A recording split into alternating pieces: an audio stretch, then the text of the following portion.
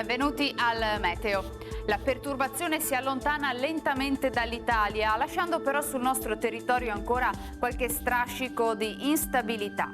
Vediamo insieme il dettaglio di mercoledì 12 maggio. Sul Veneto scenario decisamente variabile, la nostra grafica infatti ci mostra che avremo molte nubi, specie fino al primo pomeriggio, ma anche alcune possibili schiarite soleggiate, precipitazioni inizialmente diffuse, poi via via più sparse.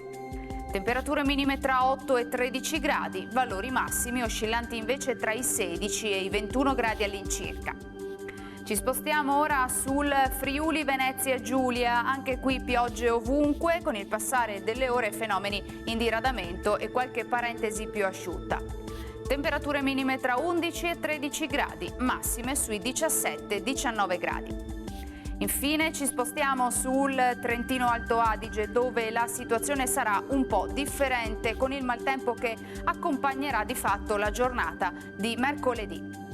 Temperature minime intorno agli 8-11 gradi, massime infine sui 20-22 gradi. Dal Meteo di Antena 3 per ora è tutto, grazie per l'attenzione e arrivederci al prossimo aggiornamento.